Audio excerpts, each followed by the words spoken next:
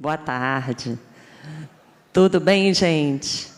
Bem-vindos, bem-vindas a mais um Diálogos Criativos aqui na Casa Firjan. A gente está muito feliz de receber todos vocês. A gente sabe que esse Diálogos é um Diálogos interestadual, intercultural, e aí a gente sabe que veio muita gente de outros lugares também para assistir, nosso visitante. Mas antes da gente mostrar a agenda do nosso dia, eu vou convidar uma pessoa que alguns de vocês que estão aqui sempre já conhecem, que a gente brinca que nunca antes na história desse país, a Federação das Indústrias teve um vice-presidente do intangível, né? Então, queria convidar aqui esse nosso vice-presidente, que cuida de produtos que tem tudo a ver com essa, de ações, iniciativas, que tem tudo a ver aqui com essa nossa discussão, para dar boas-vindas para vocês. Léo Ed, por favor.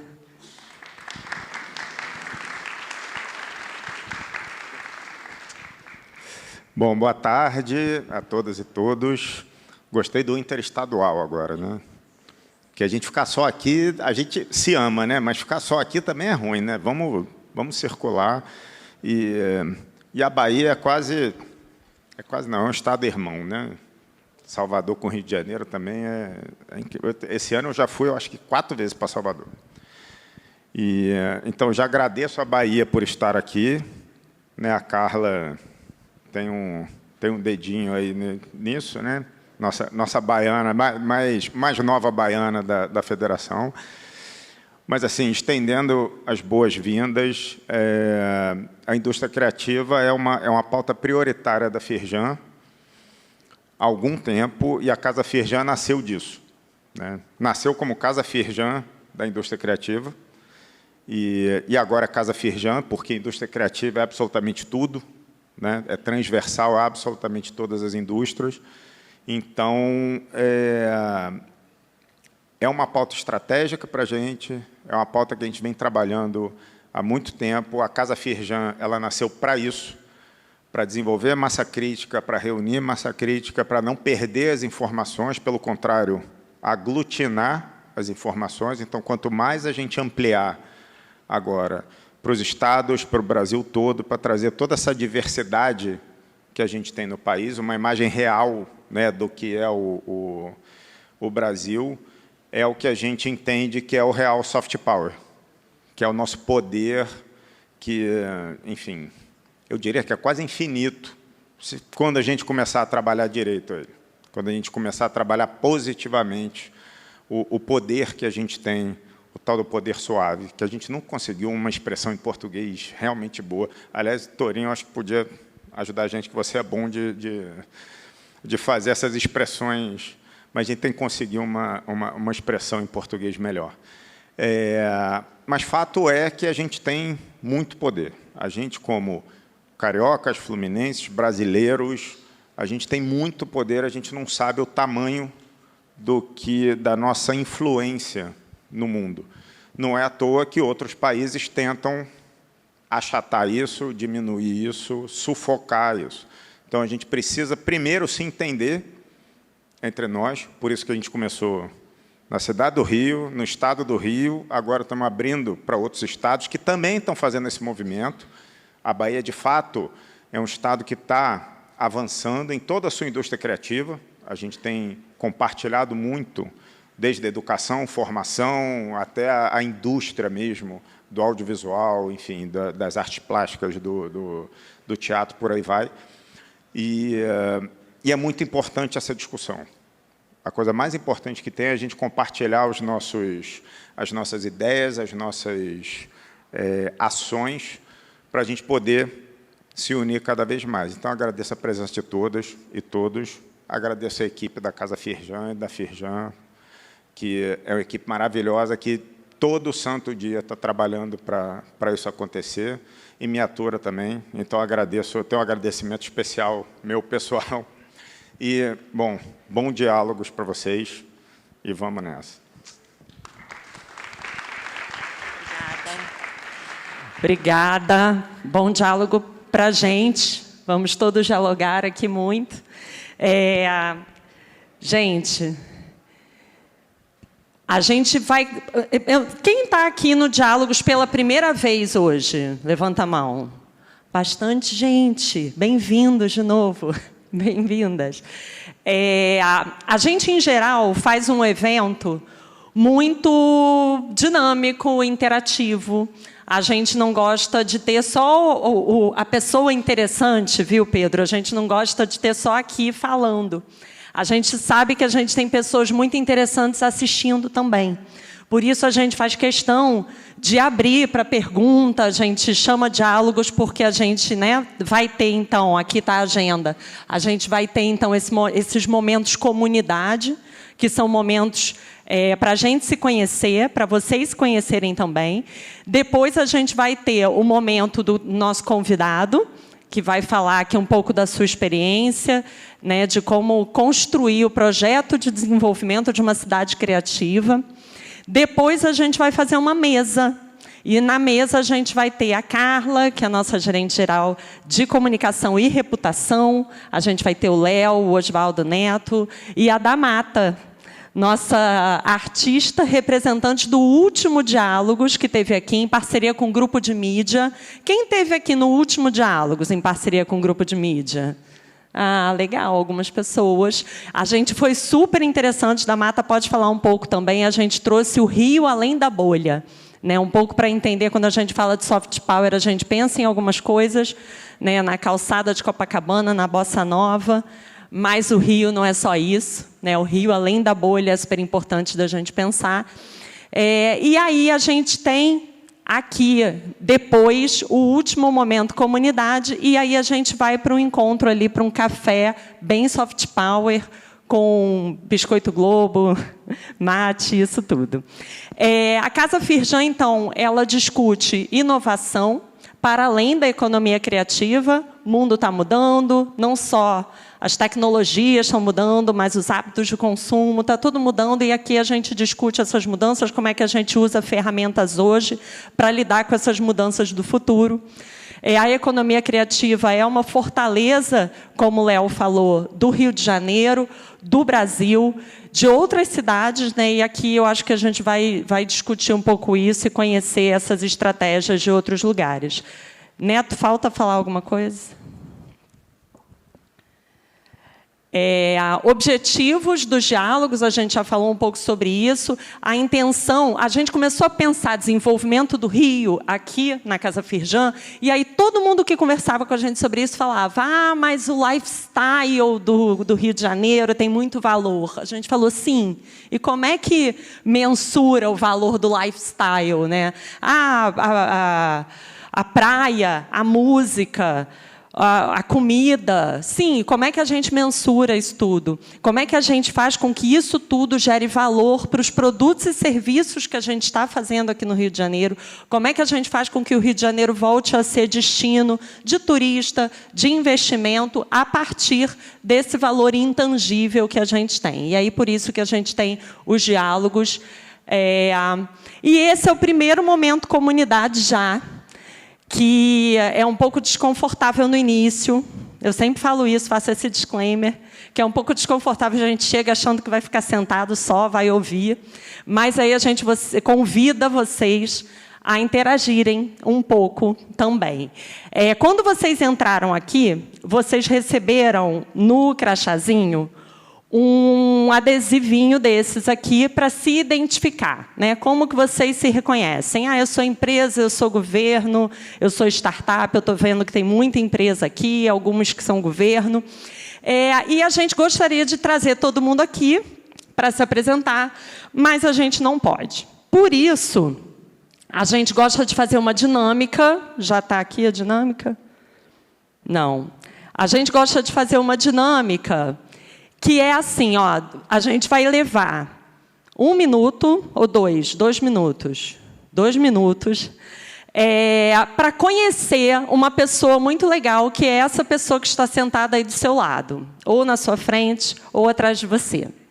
Se você já conhecer a amiguinha do lado, você fala com a amiga de trás, tá?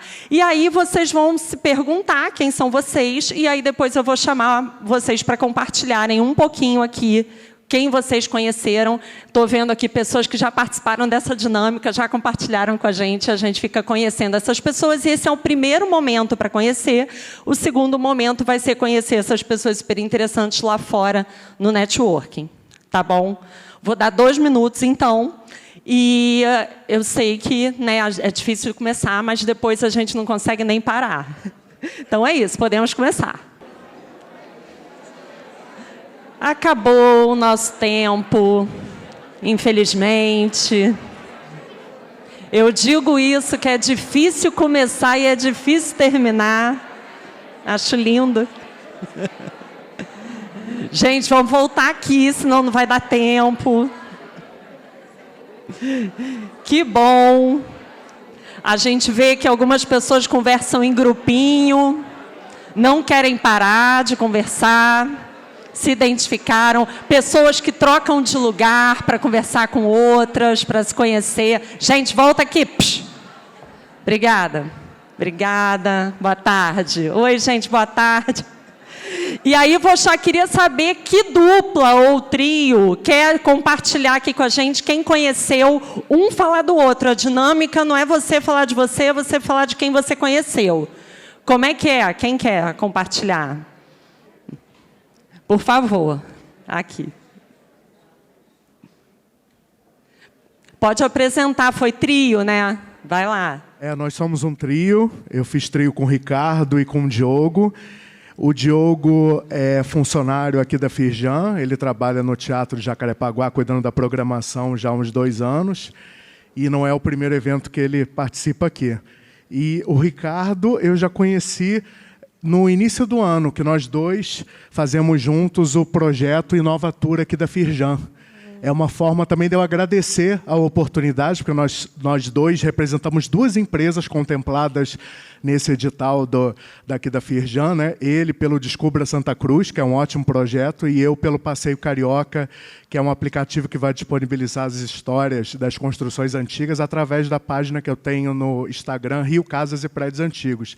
Então, nós estamos já há muitos meses de mentoria, né? Mas eu nunca tive a oportunidade de conversar assim como hoje com o Ricardo, porque nós nos encontramos já para falar com os mentores, com os professores, as aulas, as dinâmicas. Como eu estou hoje com o Ricardo já há mais de 1 hora ali fora, eu nunca tive a oportunidade. Então, por isso que eu sentei do lado dele, para a gente conversar mais ainda. Então, agradecer esse momento e a todo ano que a gente está participando desse projeto da Firjan. Perfeito, obrigada. Gente, esse projeto é muito legal. Depois vocês podem procurar, é um projeto junto com a Prefeitura do Rio de Janeiro, que apoia, são 6 empresas, são 5 empresas aceleradas, né?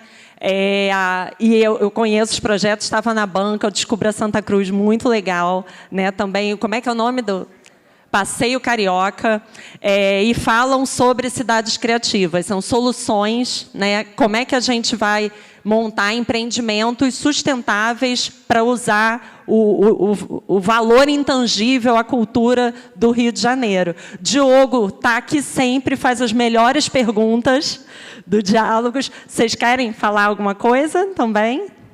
Não? Por favor. Eu só quero falar que a idealizadora do projeto Desculpa Santa Cruz é a Andressa Lobo, que, através desse trabalho dela durante alguns anos, ela acabou conquistando o título de bairro imperial para Santa Cruz. E, com isso, alguns movimentos a nível de melhoria do local está acontecendo, né? A gente espera a acessibilidade. Então, é bem importante esse projeto por isso. Eu abracei porque acreditei, né, no projeto. Eu sou graduado em História, sou guia de turismo, e acreditei muito no projeto dessa menina. E ela mostrou aqui coisas que eu não sabia, não sei se vocês sabem, mas Santa Cruz tem muito patrimônio, né, para a gente visitar, para a gente conhecer. A gente não imagina fazer turismo em Santa Cruz, e ela mostrou que tem e está desenvolvendo esses circuitos, né? Muito legal. Sim, porque a história do Brasil, né, do Rio de Janeiro e do Brasil, passa por Santa Cruz, e por muito tempo foi apagado e continuam querendo apagar essa história. Então, existem alguns movimentos, algumas associações que trabalham recuperação dessa história e Perfeito. para a preservação do pouco patrimônio que ainda tem. Perfeito. Eles trabalham com as crianças também, no sentido de educação patrimonial. Legal. E a gente só preserva e defende aquilo que a gente conhece. É isso Então, aí. tem que Gente, começar pelas crianças. é isso aí, criar cultura, né? Muito bem. Obrigada. Diogo passou, já que ele vai fazer pergunta depois. Gente, Descubra Santa Cruz, parceria? Passeio Carioca, são alguns aqui dos empreendimentos que estão aqui. Com certeza vocês conheceram outros super interessantes. E aí a gente convida para que vocês continuem aí a conversa no final do evento lá fora, tá bom? A gente tem aqui uma comunidade, como é o nome, Neto?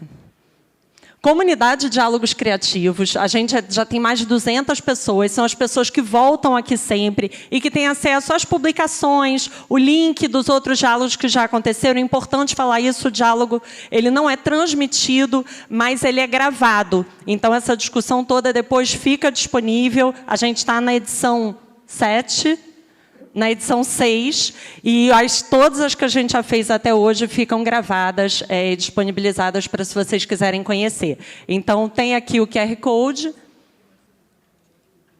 Fala aí, né? Gente, quem participa aqui da comunidade de Diálogos Criativos, nessa edição do Diálogo, foram os primeiros a saber do evento. A gente tem aqui algumas pessoas que foram os primeiros a se inscrever, então, fazendo parte dessa comunidade, recebem em primeira mão o que a gente faz, os nossos eventos e tudo mais. Obrigada. E a gente tem aqui atrás também da inscrição esse QR Code que leva para o mesmo lugar, tá? E a última coisa para falar é que a gente chama isso aqui de passaporte, que a ideia para ser sustentável é que vocês tragam de novo e vão carimbando aqui o passaporte com todas as edições que vocês vierem participar. E esse aí não está legal? Vocês tiraram dali ou daqui? Então, tenta daqui, faz esse aqui está funcionando. Então, perfeito. Aquele ali não está, mas esse aqui do crachá está funcionando. Gente, eu queria, então, agradecer a esse momento aí de interação, né, que é ruim no início, mas depois eu acho que é legal a gente conhecer outras pessoas. E queria convidar agora, então, o nosso super visitante. Foi difícil, gente, a agenda dele para trazer para cá. Ele está super concorrido, tem milhares de seguidores no Instagram. E ele é atual secretário de Cultura e Turismo de Salvador, desde 2023. É comunicólogo, fundador da premiada agência de comunicação Soco, que fala. Ele, na prefeitura, além da realização do Carnaval de Salvador, que já é muita coisa, né? Podia ficar o ano inteiro só fazendo isso, ele já implementou iniciativas como o Distrito Cultural do Centro Histórico, o Programa Municipal de Desenvolvimento Audiovisual e o Plano de Afroturismo Salvador Capital Afro. E é responsável também por projetos de reativação de locais importantes, como o Museu Nacional de Cultura Afro-Brasileira, o novo Arquivo Público, com a Casa das Histórias e o Teatro Vila Velha e o Centro Cultural Ileaie. Queria convidar, então, Pedro Torinho, por favor.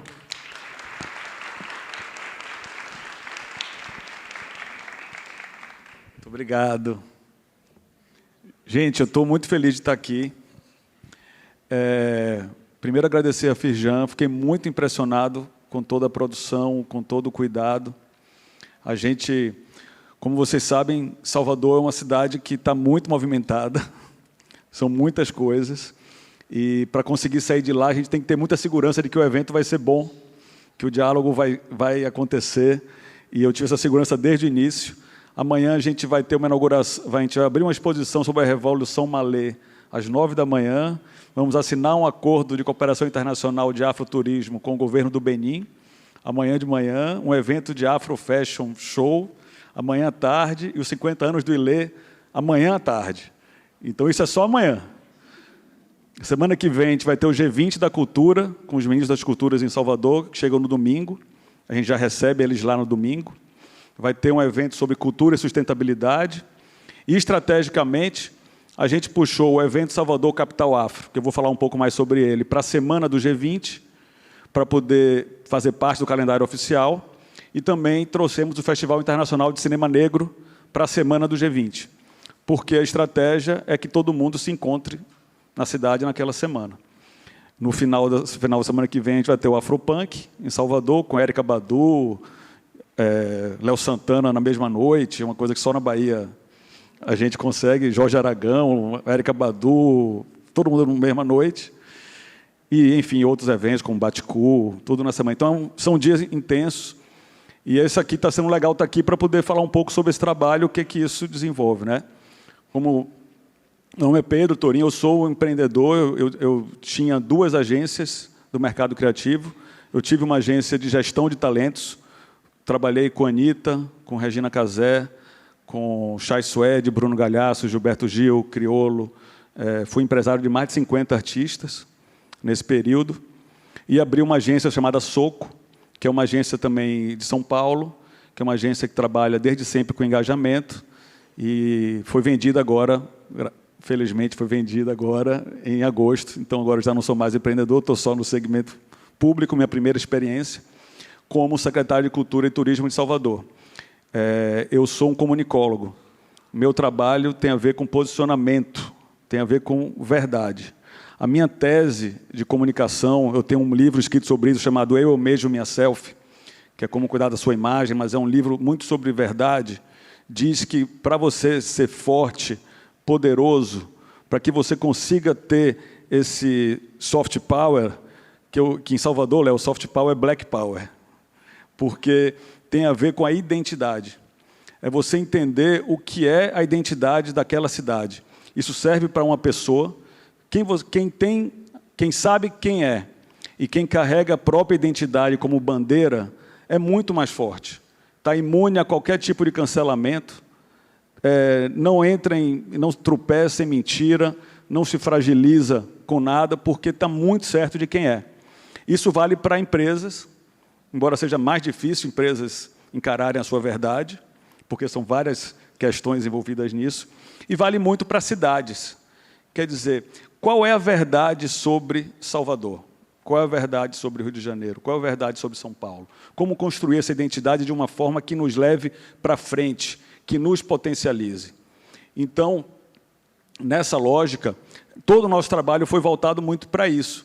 O que é Salvador? Salvador é uma cidade que tem 83%, uma cidade colonial, foi fundada pelos colonizadores, mas que tem 83% da população negra. População que está fora da economia, praticamente, ainda assim. Agora, é interessante e é trágico, porque o turismo é a maior atividade econômica de Salvador, o setor de serviços e turismo. O turismo, em Salvador, diferente até de outros lugares, é a cultura. As pessoas vão para Salvador não necessariamente para ver uma praia, vão para viver a cultura da cidade de Salvador.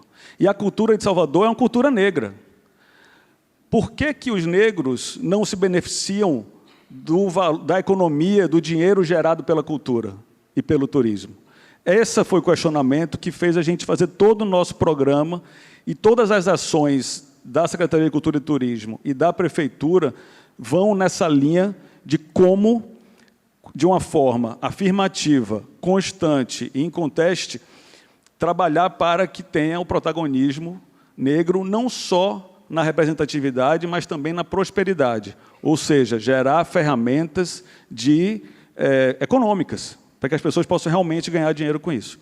Eu vou passar aqui algumas ações, é uma apresentação que tem bastante coisa, mas eu também gosto mais da interação, então eu vou até citar aqui as coisas mais, e aí depois a gente abre para pergunta, e para, enfim, bater papo sobre isso, que eu tenho que voltar para Salvador ainda hoje, mas não vou fazer com pressa, eu também falo rápido, então todo mundo vai entender.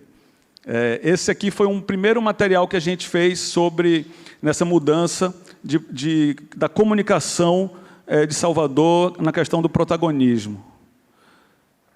Não sei se está com áudio. Tá. Eu tô numa viela, no beco tem saída, apaixonado por ela, como é bonita minha vida.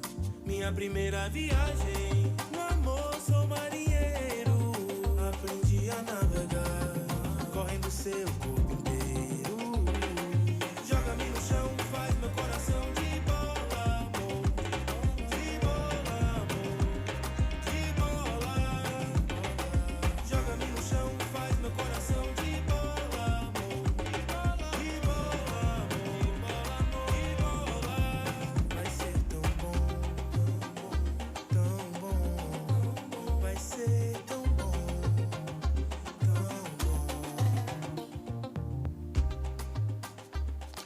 Daí a gente passou a tratar Salvador de um jeito mais quente. E vocês podem perceber, e quando eu falo de ser ação afirmativa, a gente tem que ser muito atento.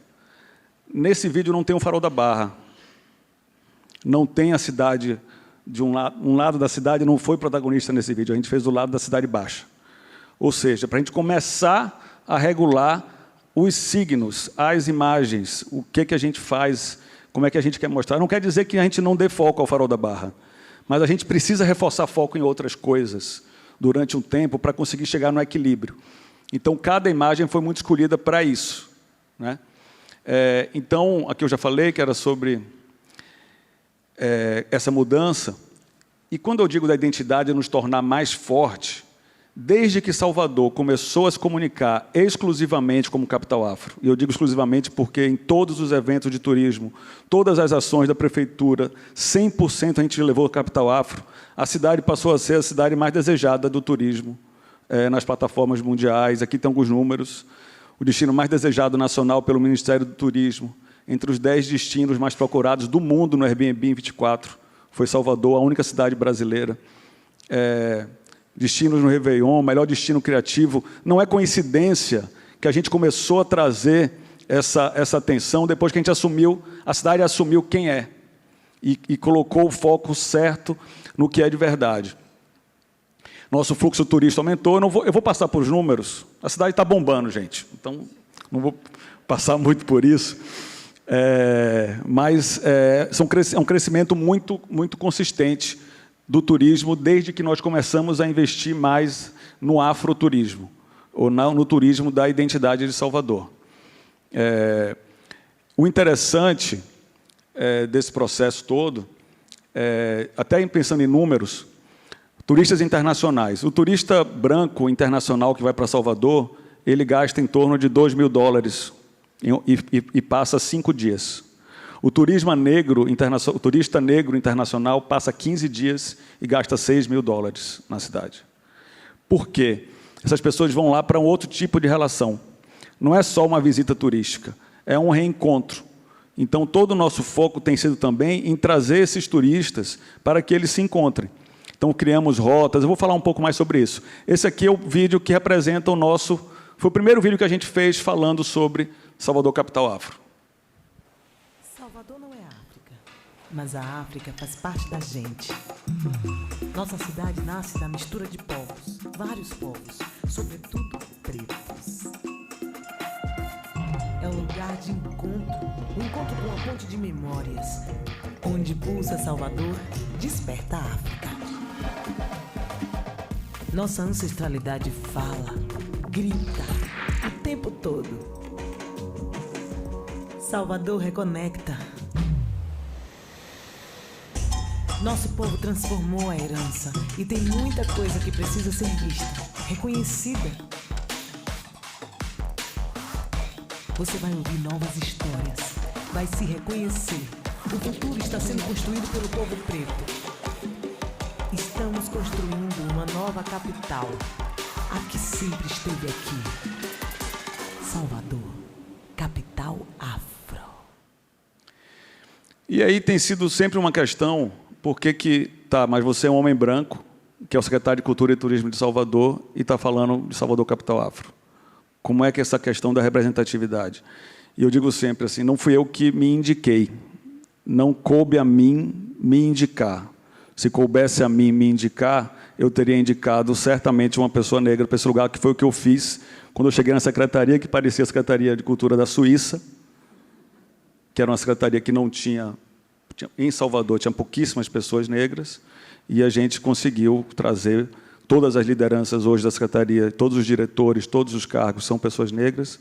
Todas as contratações que eu consegui fazer, as nomeações, nesses últimos 2 anos, foram para pessoas negras. Então, hoje é uma secretaria, que talvez a secretaria mais negra da cidade seja a Secretaria de Cultura e Turismo, e em breve, eu estou seguindo outro ciclo, e aí estou trabalhando para que isso tudo também se desenvolva assim. Mas esse é o papel, eu acho que para as pessoas brancas, a gente não pode nos furtar, quer dizer que o branco não pode fazer reparação, pelo contrário. A reparação tem que vir das pessoas brancas também. Então, eu estou exercendo o meu papel, sim, falando muito de Salvador Capital Afro, agindo para isso, durante o Capital Afro, na verdade, eu não falo muito, eu cedo o meu espaço, de fato, mas é o trabalho de comunicação, o trabalho de posicionamento, que eu acho até que para dar o exemplo a outros executivos, outros gestores brancos, também eu tenho esse papel de fazer isso. Então, não é totalmente confortável que eu fico ao ter tanto assunto ligado à comunidade negra, mas também entendo que é o meu papel fazer com que transformar e reparar, a reparação sim tem que partir de nós. Só fazer esse pequeno parêntese. Então, qual é a melhor maneira de tornar Salvador realmente mais próspera e justa? Investindo na cultura negra, trazendo protagonismo, investimento direto, prosperidade. A gente fez mais de 11 roteiros baseados em cultura negra, que é uma coisa que aqui no Rio de Janeiro eu sei que tem. A gente fez agora, e de uma forma completamente decolonial, e já estamos há 3 anos trabalhando com afroempreendedores, com empreendedores negros, mais de 2.000 empreendedores negros, para capacitar todo mundo para colocar na economia do turismo, né? Fazemos esse calendário, Salvador Capital Afro, esse festival que começa amanhã, na cidade. São mais de 30 eventos apoiados pela Prefeitura de produtores e produtoras e artistas negros diversos. Só entra nesse sistema produtores, artistas, empreendedores negros. Então, essa semana, como eu te falei, tem essa programação dessa semana, mas aí tem muito mais coisa até o final de novembro. São muitas programações, que inclui o Dia da Consciência Negra, inclui festivais em várias áreas da cidade, periferia também, tudo. E a gente conseguiu fazer uma estratégia de trazer atenção internacional.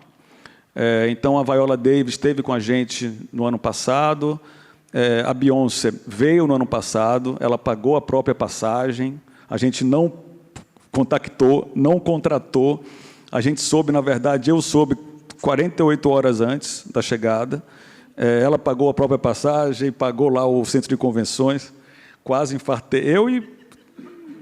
Eu infartei menos, porque eu sabia. Agora, imagina quando ela botou a cara no evento. Tinha 3.000 fãs que não sabiam que ela ia estar lá, que foram ver o vídeo.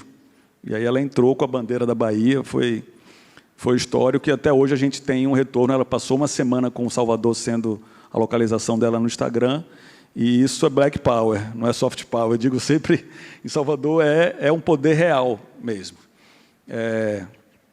Eu vou passar um pouco rápido, porque eu estou um pouco preocupado com o tempo, mas parte dessa construção de Salvador, além de Salvador Capital Afro, passa também na reestruturação do centro, que é uma coisa que aqui no Rio eu vejo que também está acontecendo e está, inclusive, muito à frente de nós, estamos aprendendo muito com o Rio de Janeiro.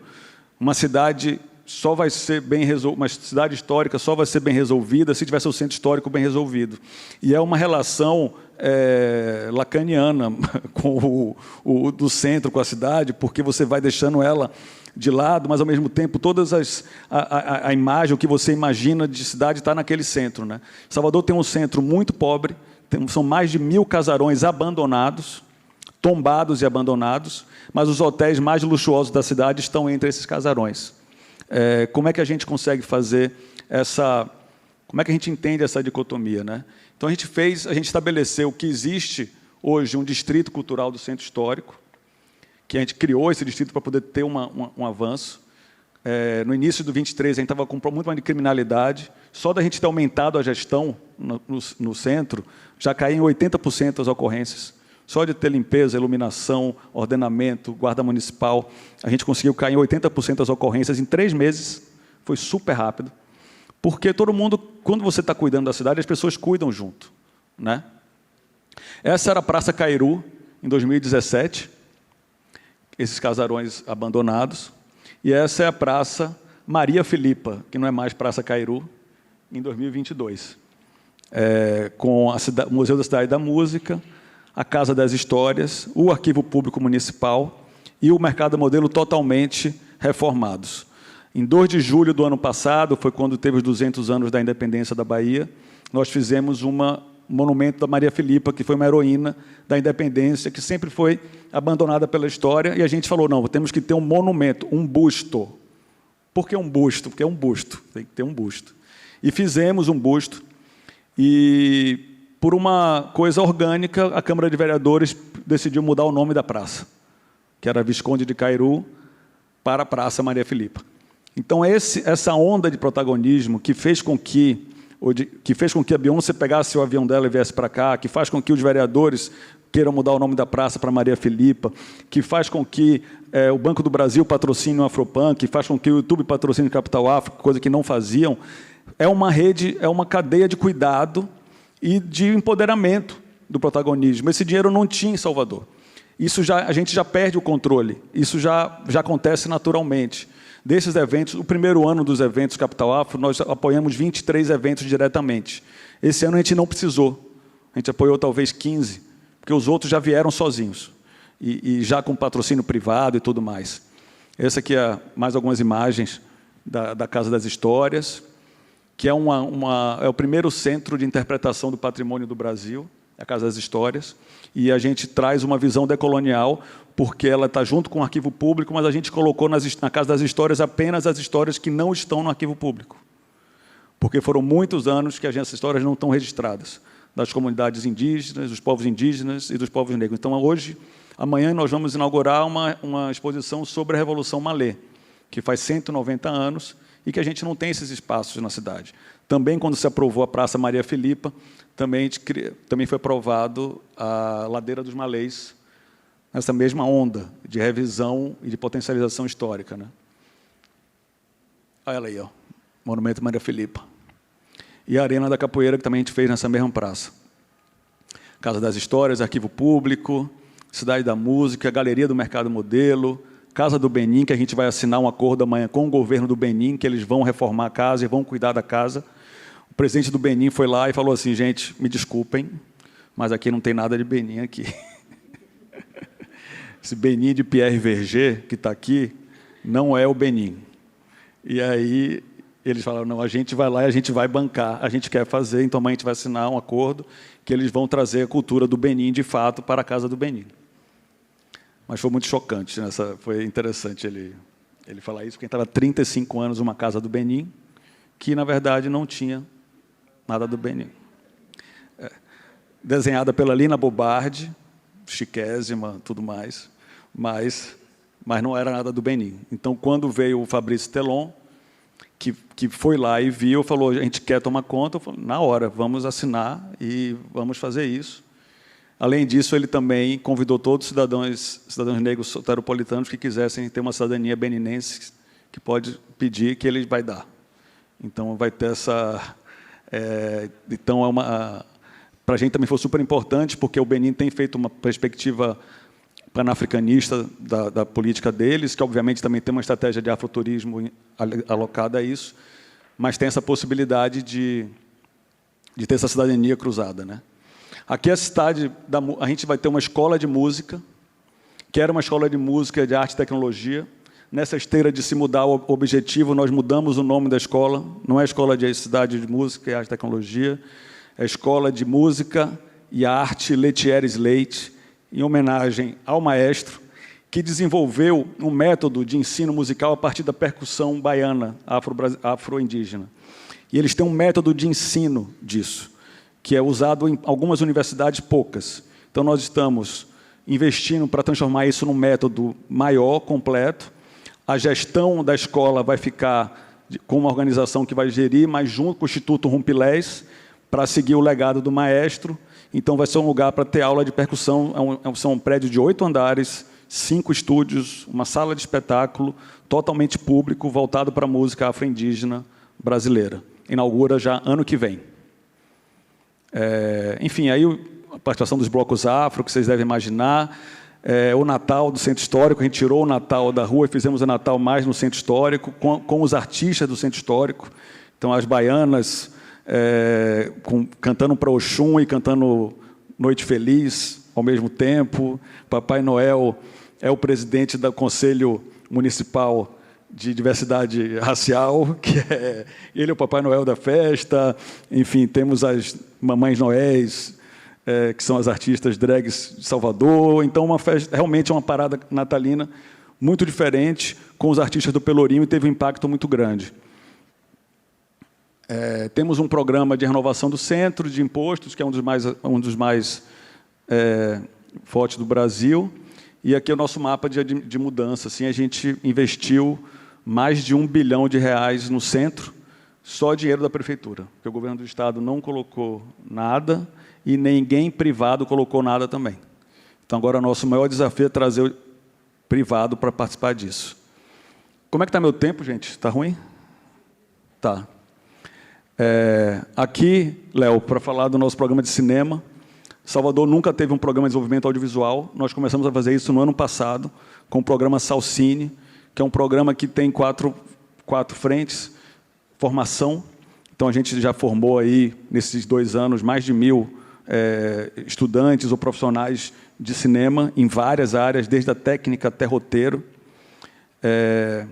Fomento. Para cada R$1 da Paulo Gustavo, a prefeitura colocou mais R$1. Então, a gente conseguiu dobrar todos os editais de fomento da audiovisual e geral de cultura no ano passado. A gente também seguiu na mesma linha agora com a Aldir Blanc. Então, a gente tem muito incentivo rolando. Patrocinamos todos os festivais de cinema possíveis que tinham na cidade e trouxemos o FIAMB, que é o Festival Internacional de Cinema Negro, que acontecia só em São Paulo. Nós trouxemos para Salvador ano passado. Vai ter a 2ª edição agora. Abrimos o Salvador Film Commission, que não tinha. Então, a gente abriu ano passado. E estamos desenvolvendo um polo de cinema. Espera aí, gente. Fiz besteira. Como é que eu volto? Vocês voltam para mim? Mais um. Mais um, volta mais um. Aí, deixa aí. E estamos desenvolvendo um polo de cinema que vai ser o maior maior polo de produção audiovisual fora do eixo Rio-São Paulo, que vai ser no subúrbio ferroviário de Salvador, no bairro da Plataforma, que é uma das zonas mais pobres da cidade. Vai gerar em torno de 600 empregos direto. Já devemos ter isso no ano que vem. E, além de ter aquela área interna dali, que é uma área de estúdios, né? Como vocês têm aqui no Rio também o polo de audiovisual, a gente vai fazer nessa área que é na beira do mar, aqui é literalmente na beira do mar, vai ter um cinema para a comunidade, um cinema aberto de rua, uma escola de formação de profissionais e o Acervo da Laje, que é um grupo que cuida de arte do subúrbio, que tem uma casinha ali do lado, vai trazer eles para fazer um grande museu aqui. Então, a gente acredita que isso vai mudar a história da plataforma, né, desse bairro. E aqui é um último vídeo que a gente fez sobre Capital Afro, que está rodando agora, que, para mim, é o resumo mais forte, realmente, do que é. A diretora é uma artista de Salvador, com toda a equipe de Salvador, enfim, pessoas negras, com a sua... sabe uma coisa assim, toma verba e faça, e traga, sabe, assim, total autonomia, e saiu um dos filmes mais lindos assim sobre isso que eu conheço. É aqui, neste lado do mar, que preciso ir para me reencontrar. Aqui nós somos a maioria. Jamais conseguirão apagar o que a gente fez. Clama, tambor, para toda essa terra bonita ouvir. Porque se o sorriso negro traz felicidade, o que dizer de vários a sorrir? Novembro é Salvador. E aí isso vira essa coisa... Obrigado. E para a Ilka, que é a diretora, que acabou de ser premiada aqui com esse filme, agora no Clube de Criação de São Paulo, foi premiada também em outros lugares. Ou seja, investir realmente na identidade, nas pessoas, além de ser uma estratégia, além de ser uma obrigação de reparação, também dá resultado para a cidade. São as duas. Se alguém precisa de um argumento, além da reparação, que eu já acho canastrice, precisar desse argumento, mas digamos que alguém precise de um argumento para além da reparação, também fez Salvador se tornar a cidade mais desejada, está cheio de turistas, está tudo acontecendo, então é o caminho certo. É isso, queria agradecer vocês, esse é um pouquinho, e estou aberto para o que vocês quiserem também perguntar e tudo mais.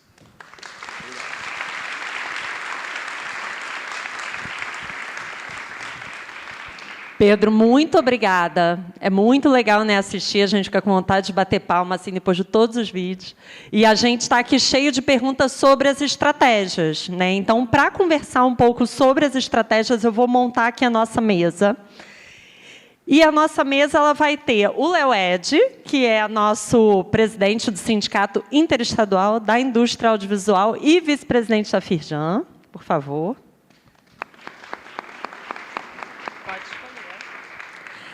Carla de Mello. Carla, ela é a nossa gerente geral de comunicação e reputação e é baiana.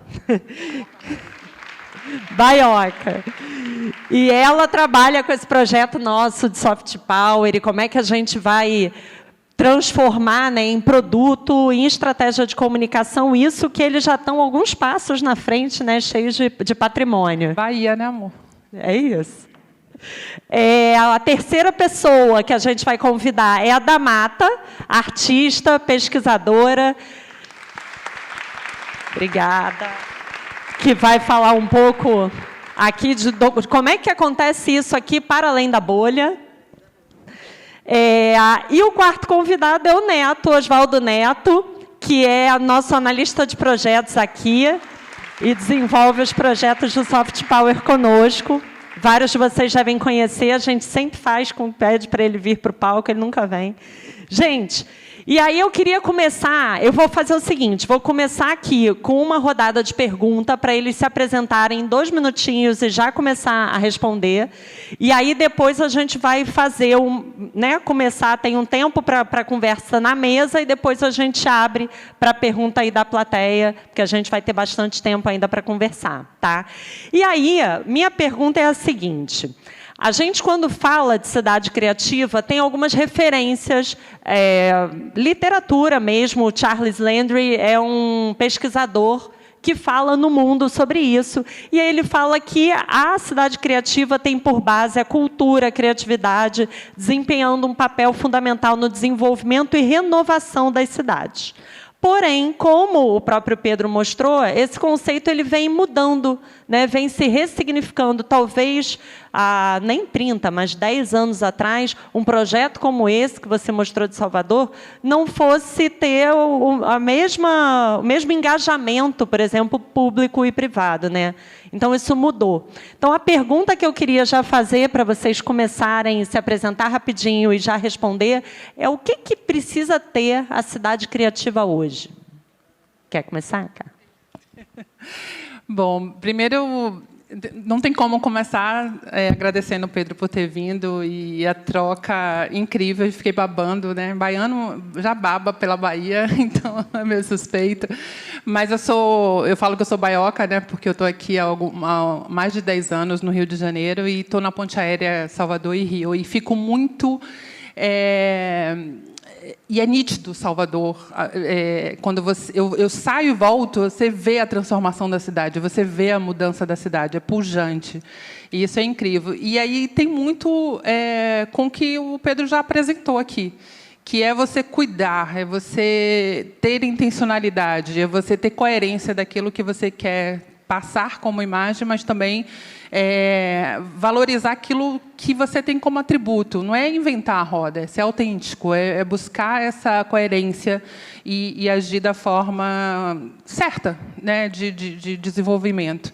E buscando parceiros, e buscando essa mobilização, buscando dar autonomia. Eu acho que quando você traz aquela fala de que a gente cuidando, as pessoas cuidam também, isso é clássico. Quando você vê até cidades da Europa que sofreram muito na Segunda Guerra Mundial, foram destruídas, todos os governantes, todos os...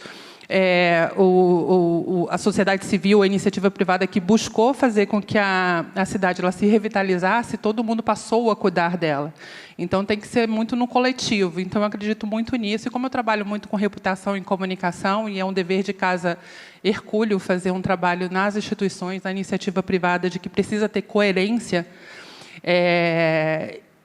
tem a ver com soft power, tem a ver com reputação, eu sempre trago isso aqui, e precisa ser nessa linha, assim, da autenticidade, do genuíno, daquilo que precisa realmente ser valorizado, daquilo que a gente já tem, e não de buscar algo para além do que você almeja.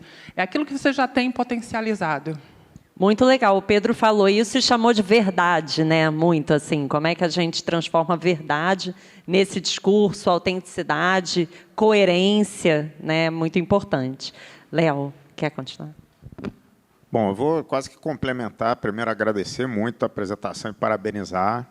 Realmente é incrível. E a gente vê essa evolução de Salvador. Enfim, já filmei muito em Salvador, em Cachoeira, enfim, na Bahia como um todo, nesses 20 e poucos anos de experiência, e vi muito a evolução, e a evolução através da cultura e através da descoberta da verdade, né? Porque tem várias verdades, no fim das contas, né? Mas a real autenticidade é que gera essa explosão, né? Que gera esse black power, esse soft power, esse poder, né? Vem da autenticidade. E, no fim das contas, é de tudo, né? Um produto que é autêntico, ele vende muito mais. Um filme, falando de audiovisual, que é autêntico, que traz essa autenticidade, ele vende muito mais. As pessoas querem ver, as pessoas querem assistir, as pessoas querem replicar. Isso serve para a cidade, como você bem falou, isso serve para a gente.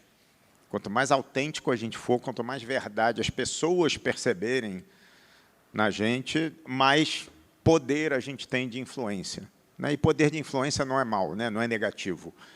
É o que a gente faz o tempo inteiro. A gente contribui com a nossa influência e a gente recebe a influência dos outros. E é isso que a gente quer fazer aqui no Diálogos, né? Potencializar toda essa discussão. E eu acho que uma coisa que Salvador, aí você pode me responder melhor do que a minha análise, mas que Salvador conseguiu muito foi esse engajamento da população. Né? Porque eu vejo que um dos grandes desafios é essa união da população que lá em Nova York, sei lá, uns 30, 40 anos atrás, chamou de capacitação cidadã, para poder começar a filmar em Nova York, fechar a Quinta Avenida e ninguém reclamar. Pelo contrário, as pessoas olharem para isso como uma coisa positiva, porque está levando a imagem não só de Nova York, mas dos Estados Unidos. E estou usando, né, o exemplo americano, porque é o que ensina a gente como vender uma imagem, né, lá atrás. Depois veio a Coreia como um dos grandes exemplos contemporâneos. Mas como você consegue engajar a sociedade, né, e todo mundo da sociedade. Isso a gente tenta aqui, né, acho que estamos conseguindo, estamos evoluindo, mas eu concordo que a gente está atrás ainda de Salvador. Né? Então, eu acho que, talvez com uma mistura aqui maior, mais complexa e tal, estamos tentando entender quem somos nós nessa mistura toda, mas eu acho que a gente está conseguindo aqui nessas discussões, e eu acho que esse é o ponto. É aí que você dá o próximo passo. A partir daí, eu acho que a gente consegue extrapolar tudo e aí vencer. Né? E o Brasil, desse tamanho, com tanta gente diferente, acho que a gente tem que ter essa autenticidade local para a soma de todo mundo virar, a gente entender de fato o que é o nosso o retrato real desse nosso país. Né? E aí a cultura é que leva isso para frente. O audiovisual tem um papel predominante, porque hoje, no fim das contas... As redes sociais, né? Acho que não o audiovisual. Né? Na rede social... Boa tarde, gente, tudo bem? Muito pegando o que você está falando sobre, né, uma cidade criativa, eu vou para o viés de ser uma artista independente, então a gente, muitas vezes, não tem recurso, então acho que a coisa criativa que a gente faz é a liberdade, sabe? Acho que o Rio teve muitos movimentos que hoje a galera está conseguindo colher. O baile do Ademar, por exemplo, que foi uma iniciativa que os moleques faziam festa lá na Praça 15, tomar a multa e ficar 3 anos pagando, mas hoje eles têm um instituto que está levando um monte de gente para aí, porque, às vezes, esses movimentos culturais que aí tem que deixar a Baticu rolar do jeito que ela tem que rolar, tem que deixar arder. Porque tem... Não, deixa, porque isso traz o engajamento. As pessoas olham para a cidade. Quando eu vejo, né, eu sei que você é padrinho, conheço você, fã, então sei o seu lado, né, não tão político, mas o seu lado de influência, né, de estar nesse lugar de... Eu sou um cara branco, mas tem uma galera aqui que faz esse protagonismo, né, de novo reforçando a galera da Baticu, que é um coletivo lá de Salvador, mas que também faz muita ligação com a galera de São Paulo, então tem a Juju, tem o Musão. Você que está na rua, né, daqui, então, você que está na rua, e eu acho que é isso, essa liberdade de você buscar pessoas criativas, você tem que estar na rua, você tem que deixar, você tem que se ver, né, você tem que se fazer se ver, é onde a gente pega ali esses ouros, esses diamantes, é onde você consegue ter esse filtro de apoiar, independente de, por mais que seja alguma regra, por mais que seja difícil, não tenha recurso, você olhar aquela potência ali. Então, a minha trajetória, né, muito dessa, porque pô, a gente fala o que separa o Rio de Salvador e o Espírito Santo. Cara, eu amo o Espírito Santo, é um estado muito criativo, é um estado com muito fomento de cultura, né? Então, em 2021, a gente vê a pandemia, 2021, foi a primeira vez que eu fui a Salvador, e eu quis ir a Salvador porque eu vi na Netflix o restaurante da Dona Suzana, que eu acho que foi uma potência de muita gente ir a Salvador, e aí volta de novo o que você estava falando sobre como é que conta a história desse olhar. Então, acho que a Netflix também trouxe um outro olhar de não começar com o Farol da Barra, não começar com outras coisas ali que todo mundo sempre olhou de Salvador. E eu falo assim, caramba, eu quero ir nesse restaurante no meio de um beco, no meio de uma viela. E eu já fui lá e tomei uma caixa de cerveja, ela expulsou a gente. E falou, cara, sabe? E eu consegui viver tudo que um dia eu vi na televisão a partir de uma outra narrativa, de um outro olhar, né? Então, acho que as redes sociais, nesse sentido, né, o audiovisual consegue levar, e eu acho que deixar essa criatividade, deixar essa liberdade, que foi a história da Dona Suzana, de precisar, todo mundo já sabe. Então, acho que tem esse ponto, voltando, né, só para resumir. 2021, eu quis ir lá por causa disso, tirei um mês de férias, porque a gente tentou diversos editais no Rio, não conseguimos, né, eu tinha uma produtora, mas a minha artista passou lá para o Espírito Santo, então eu fiquei 6 meses lá. Eu falei, cara, vou pegar uma axé na Bahia, vou me preparar, porque vai ser pauleira. E essa semana ela ganhou como melhor intérprete, ela morou 8 anos no Rio, ficou um tempo longe do Espírito Santo. Quando ela voltou, a gente fez esse trabalho em 2021, e essa semana a gente escolheu isso. Eu acabei de voltar de Caraíva, porque agora eu quero explorar a Bahia como um todo. E aí eu voltei essa semana, porque eu falei assim, cara, eu preciso também, né, mudar um pouco esse olhar. Né? A primeira vez que eu cheguei em Salvador, eu vi assim, no ônibus, já quis andar de ônibus, para entender a cidade, estava assim, a primeira capital do Brasil, em todos os ônibus. E eu falei assim, nossa, que maneiro você reforçar tudo isso, saber que começou aqui, saber essa história, saber o quanto eles têm orgulho, e vendo os jornais, e andando pela cidade, vendo tudo ali, outdoor com pessoas pretas, todos esses lugares te faz, assim, de fato, querer estar lá. Né? Eu, como uma pessoa preta, mas carioca, vivo nesse limbo de, tipo, eu tenho que morar em São Paulo, mas eu queria o Rio, a Bahia. Aí você fica com medo de, tipo, será que Salvador não tem dinheiro? Porra, tem dinheiro, que isso? A Beyoncé escolheu ir para lá, tá ligado? Todo mundo está querendo estar lá, tipo assim, como é que não tem, como é que a gente não vai estar lá? Então, entendeu? Então, assim, uma das coisas que eu penso muito, e fiquei pensando todos esses dias, até mesmo lá em Caraíva, de chegar aqui, fazer como é que a gente junta o Rio e Salvador, sem perder o Espírito Santo, sem perder essa galera, de fazer não só nesse trio, mas todo o Brasil um litoral criativo mesmo, sabe? Porque todo mundo chega, né? Isso que você falou sobre o Benin, de fazer sankofa, de voltar de lá na África e voltar para cá, acho muito importante. Enfim, é isso. É uma coisa que eu queria deixar aí. Eu pego o que o Léo trouxe sobre engajamento e eu complementaria com autoestima. Eu acho que existe um esforço, né, das políticas, de você ter um ambiente de negócios favorável, interessante, mas eu acho que esse olhar para a pessoa, para o resgate da autoestima, dela ter muito prazer de estar ali, e eu acho que se tem um povo que tem autoestima lá em cima, é o baiano, sabe? E eu acho que isso transborda muito. E eu acho que poder encaixar todas as pontas, acho que o resultado de tudo isso é o que a gente quer poder ouvir hoje de você. A Júlia, ela trouxe aqui o conceito de cidade criativa, mas eu acho que é muito importante também a gente se dar conta de que isso já transbordou. É delicado você... Eu acho que talvez não faz mais sentido você simplesmente... Salvador como cidade criativa da música, o Rio como cidade criativa da literatura. Eu sou de Belém. Belém tem um título de cidade criativa da gastronomia. Mas todos esses territórios eles são muito maiores. Essas manifestações da criatividade, da cultura, da inovação, entendendo esses termos todos como sinônimos ou complementares, mas eu acho que precisamos ter no radar de que a forma que a gente entende uma cidade criativa, um território criativo, distrito criativo, isso já transbordou e a gente precisa lidar com isso. Eu acho que transbordou para pessoas também, né? Que foi até uma vez que falei aqui, assim, eu não tenho faculdade, não fiz faculdade, mas eu sou uma ótima articuladora, eu tenho uma ótima visão. Então, assim, aonde que a gente consegue mapear. Se você está lá, é porque você é foda, é porque você é articulador, é porque tu fala com a Anitta, é porque tu fala com Flecha, é porque você fala com todo mundo. Então, não é sobre o seu currículo, não é sobre o que você estudou, é sobre você. Então, quebrar mesmo esse lugar de não só a cidade, não só o Rio, mas quem no Rio faz isso? Que foi o que a gente puxou para a pesquisa de furar essa bolha, sabe? Tipo, quem é que está movimentando de fato o funk na Lapa? Quem é que está fazendo alguma coisa lá em Realengo? Quem é que está fazendo alguma coisa? Sair um pouco dessa visão de, como a gente falou, Copacabana, praia, tudo isso, sabe? Assim, potencializar as pessoas, falar, essa pessoa é foda, ela faz isso, ela movimenta a cidade, ela, sabe, contribui. Queria pegar essa deixa da questão da academia, juntando com a primeira fala sobre esses autores sobre cidade criativa. Eu acho que a academia não dá conta da realidade do Brasil.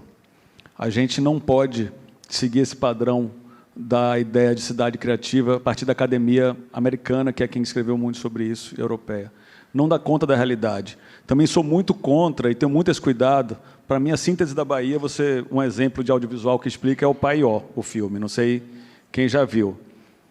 E os personagens, Wagner Moura, Lázaro Ramos, quando a gente olha para a Bahia, é potência. É quando você vê aquela cena final que tem os meninos sendo assassinados e o carnaval acontecendo. Então, a gente está aqui falando de coisas de carnaval, mas a gente não pode romantizar a verdade, que é que as cidades criativas do mundo são também as mais desiguais. As grandes cidades de economia criativa do mundo inteiro são as cidades mais desiguais, que têm a maior diferença social. Então, como é que a economia criativa vai ser capaz de trabalhar com a questão de justiça social? Porque não trabalha. Você viu o que aconteceu com São Francisco, uma cidade que teve um boom de economia criativa e estava lidando com Cracolândia, na cidade inteira, metade inteira da cidade, com problemas de drogas ao mesmo tempo. Vale do Silício, a diferença que tem, os bairros de Nova York, a gentrificação. Então, assim, ser uma cidade criativa, não necessariamente nesse contexto, é bom para a população da cidade. Então, a gente tem que entender que tipo de cidade criativa a gente quer ter.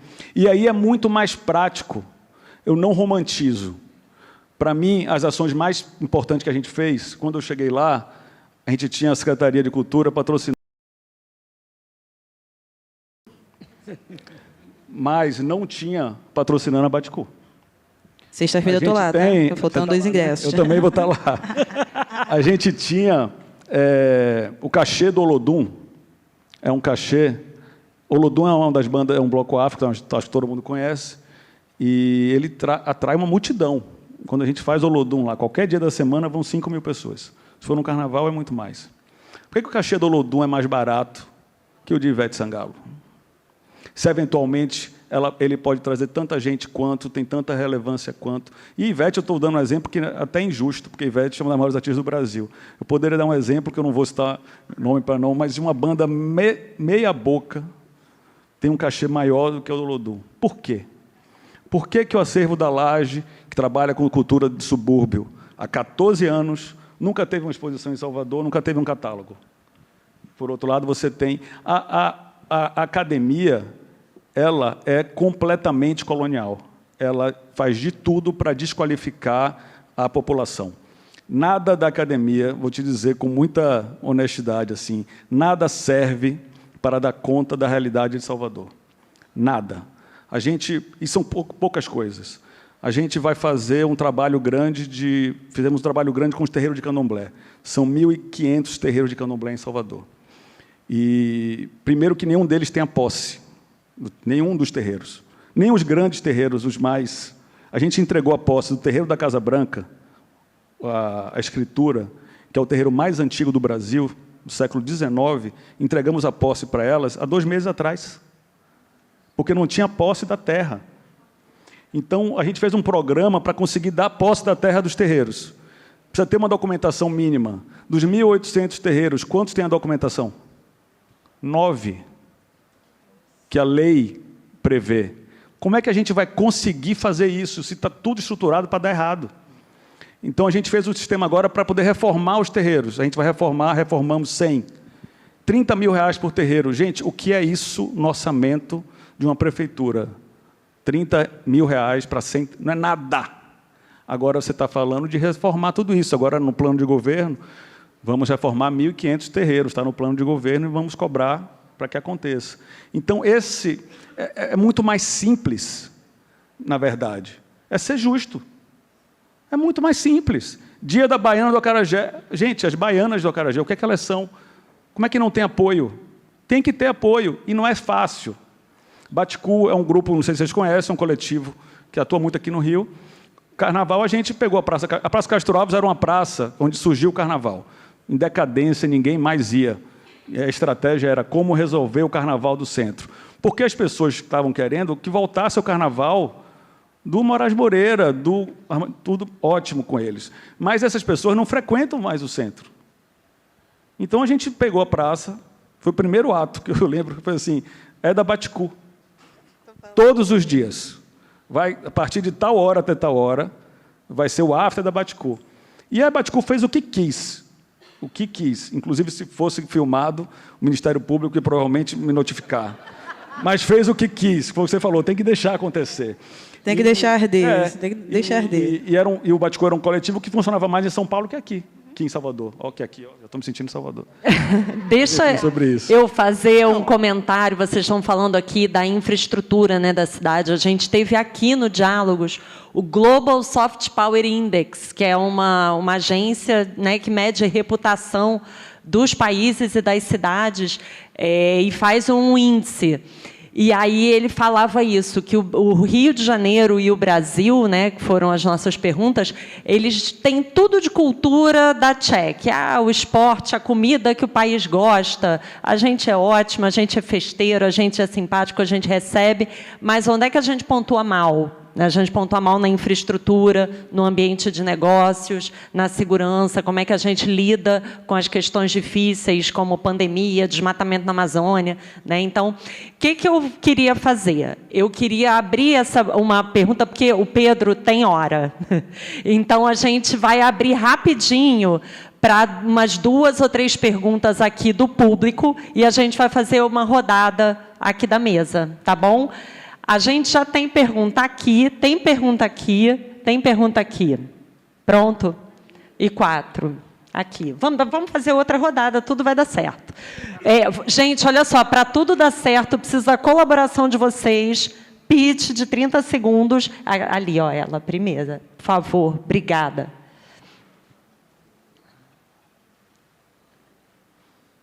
E aí vocês aqui têm que lembrar das perguntas, né? Que vão ser 3.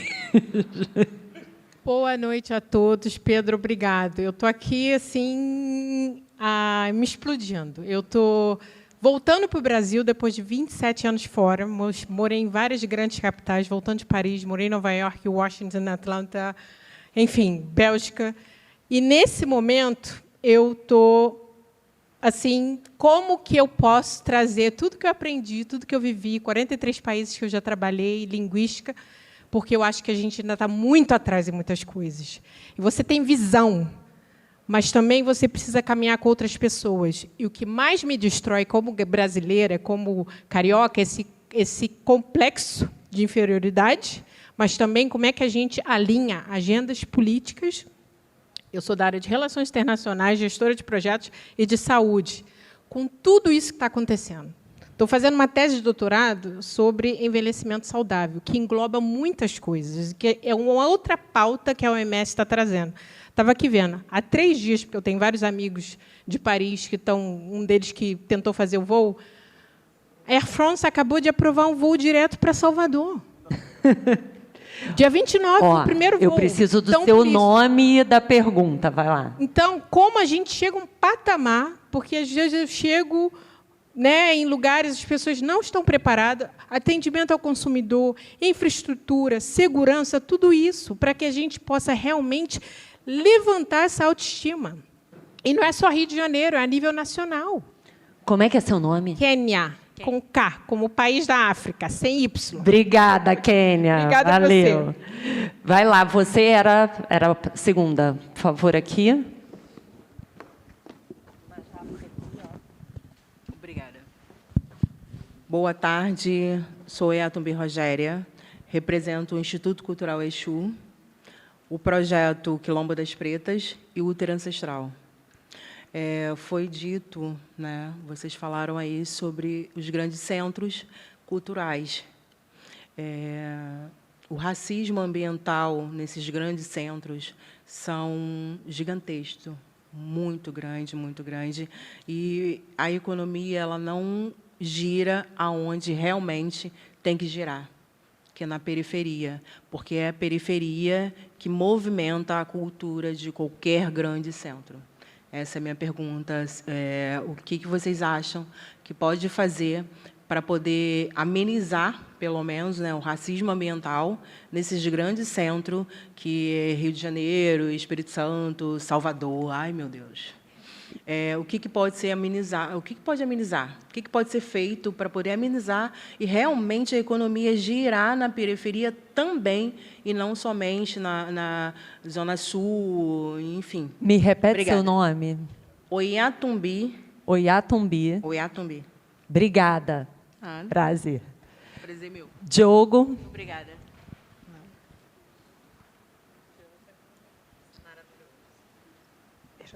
Boa tarde, Pedro. Sou o Diogo. Eu trabalho aqui na Firjan. Eu sou responsável pela programação do teatro da unidade de Jacarepaguá. Então, eu sou da área da cultura. E me chama muita atenção porque você é o secretário de cultura, né? E eu sempre fico numa luta para como a gente que trabalha no departamento de cultura sair apenas do fomento às ações artísticas, aos espetáculos e shows, que é óbvio, que é importante, é fundamental, mas como ir além, né? Como, de fato, agir enquanto cultura. E tem algumas ações aqui no Rio que acontecem, que, para mim, vão muito nesse âmbito, que é, por exemplo, o Comida de Boteco. É um festival maravilhoso que faz todo mundo circular pela cidade inteira, né? Então, é muito maneiro. Tem uma ação tola que a prefeitura fez há alguns anos, que é nas placas das ruas colocar quem foi aquela pessoa ali, uma frasezinha sobre quem foi aquela pessoa. Para mim, isso é uma ação cultural maravilhosa, que começa a dar um pouco de historicizar ali aquele lugar, aquele ambiente. E aí, então, que metodologia você adota? Não sei se é essa a pergunta exatamente, mas assim, que procedimentos você adota para ir além do fomento às expressões artísticas, para, de fato, ter esse movimento cultural e, aí sim, liderar uma renovação e toda uma revitalização de um lugar através da cultura. Hoje mesmo, eu estava no centro, fui fazer uma coisa no centro da cidade, aí passei pela Rua Miguel Couto, ali, que é perto ali da Presidente Vargas. Você vai andando, estava vazio, está tudo fechado, né? Porque ali teve uma crise. É lindo, mas você vê que está tudo abandonado e está no processo de revitalização, óbvio, mas como que a cultura pode, de fato, liderar? Uma coisa que eu ainda sinto falta aqui no Rio de Janeiro. Assim. Legal, obrigada, Diogo. Mas pode fazer mais uma só, porque aí faz uma desse lado. A última. Gente, aí a gente vai fazer uma próxima rodada depois. Olá, tudo bom? Meu nome é Marie. Eu caí de paraquedas no Rio há 2 anos por conta do Rio to See. Eu trabalho como conselheira literária, eu trabalho criando histórias, né? Esse é o meu foco. Então, eu acabei parando aqui e acabei caindo de paraquedas no audiovisual também. E aí a minha pergunta, na verdade, hoje, a gente está tendo o primeiro grupo de escritores periféricos no Brasil se formando na Academia Brasileira de Letras. No dia 12 de novembro, eles vão se formar. Formação de escritores Machado Quebradeiro, da Universidade das Quebradas. E a gente está... Essa turma toda... que são alunos e professores e tudo misturado, eles criaram um coletivo chamado Surubão Literário. O Surubão Literário nada mais é do que todo mundo falar a sua arte, recitar, cantar, escrever, enfim, e a gente está tomando conta dos bares da cidade, da Lapa, do centro de Madureira, Cascadura, até da Zona Sul. Então, é uma troca. E aí, minha pergunta é, como que a gente faz essa galera que tem gente desde 19 anos a 60 anos, que vem, a grande maioria, 90% periférica, 80% pessoas negras, como que a gente faz essa galera que está empolgada não se desmotivar? Porque, às vezes, é tão difícil. A gente está dentro da academia, né? A gente está dentro da academia, a gente está no audiovisual, a gente está na literatura, a gente vai estar na FLUP. Mas, ao mesmo tempo, às vezes a coisa acontece de uma forma que, mesmo a gente tendo as oportunidades, parece que a gente também é colocado, às vezes, num cantinho. Assim, como se... Vamos aproveitar essa galera, está em alta, vamos falar sobre isso, vamos dar esse espaço, mas, ao mesmo tempo, a gente está mais ganhando visibilidade com eles e não dando, sabe? Me repete seu nome. Marie. Marie. Isso. Obrigada. É isso. Obrigada. Gente, uma coisa que é importante, vou começar pelo fomento. Não se enganem, não romantizem. O fomento acontece muito porque muitas dessas pessoas não recebem o dinheiro, a valorização profissional que deveriam receber.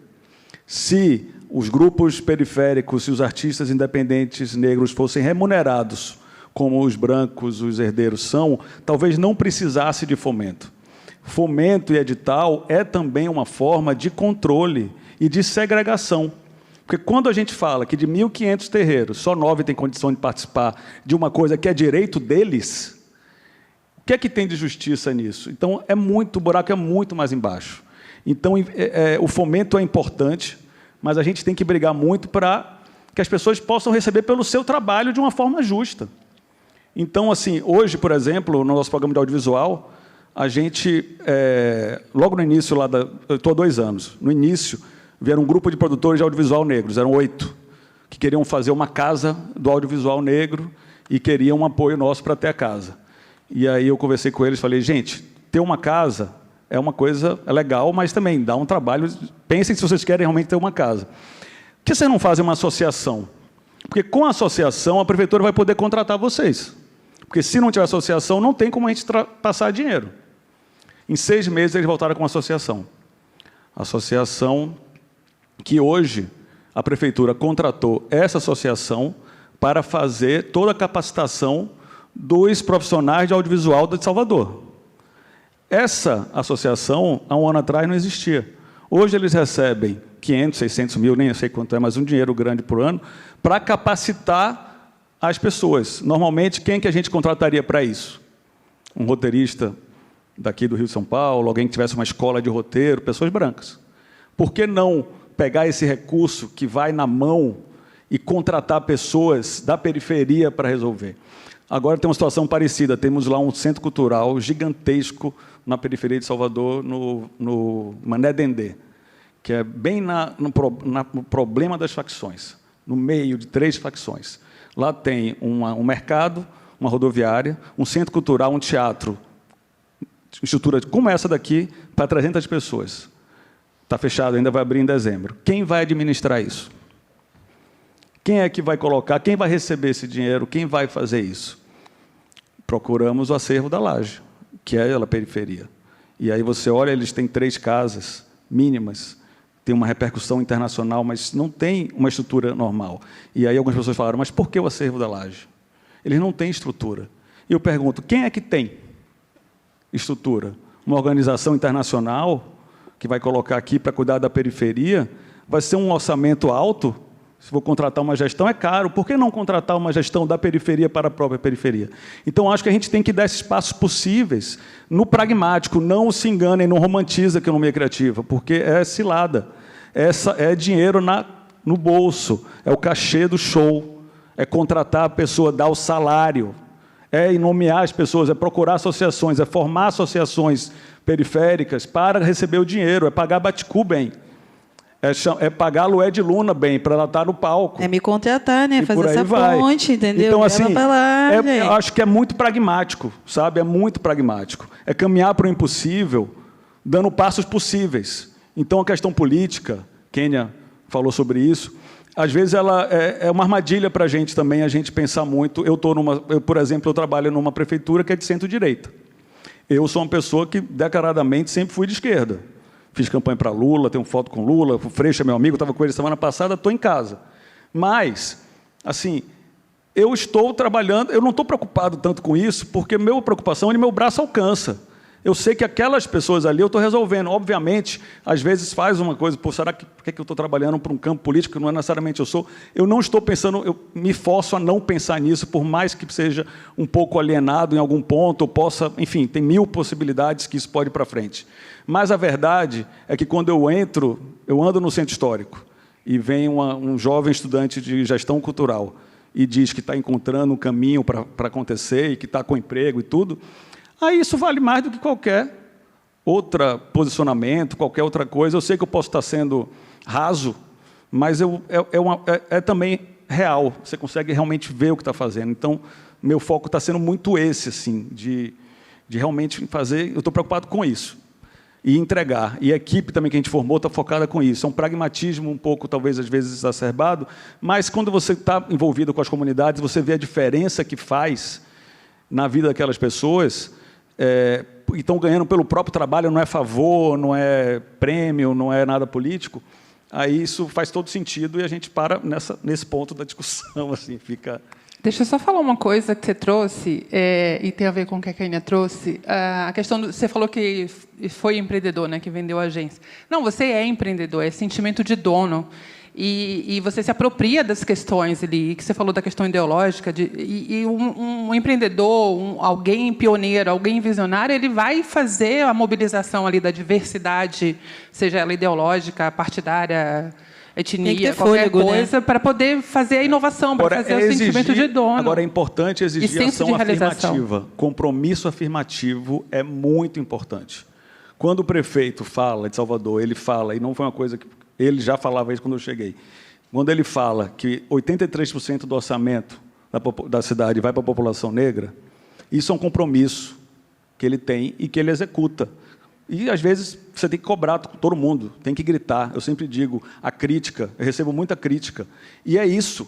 Quem está no setor público tem que receber crítica. Porque eu digo sempre, eu falei isso brincando outro dia com a Rita, que é a presidente da Associação da Baiana de Acarajé, brasileira de Baiana de Acarajé. Eu durmo, às vezes, com a voz dela reclamando comigo no meu ouvido. Porque, assim, ela reclama muito comigo. Por que não tem a baiana aqui? Por que não tem a baiana ali? Por que não tem aquele? Não dá para ter a baiana em todos os lugares, mas, assim, a pressão dela no meu ouvido faz com que tenha a baiana em muitos mais lugares. Então, assim, essa pressão é super importante fazer e cobrar esse compromisso afirmativo, porque senão as coisas não andam e vira...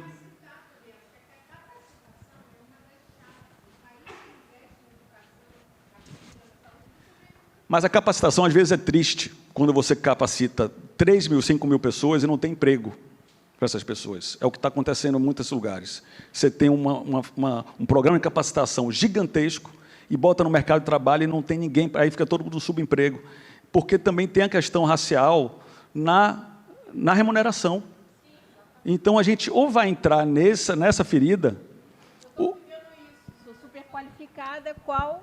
Ou vai entrar nessa ferida, ou a gente vai ficar romantizando como se fosse... Porque não é. Hoje, capacitação... Outro dia veio uma empresa do Rio, de mídia, querendo fazer um evento lá de capacitação para audiovisual, para artistas negros de audiovisual. Eu falei, gente, não precisa de capacitação. Aqui já tem muito. A gente faz para caramba. Agora, traga emprego.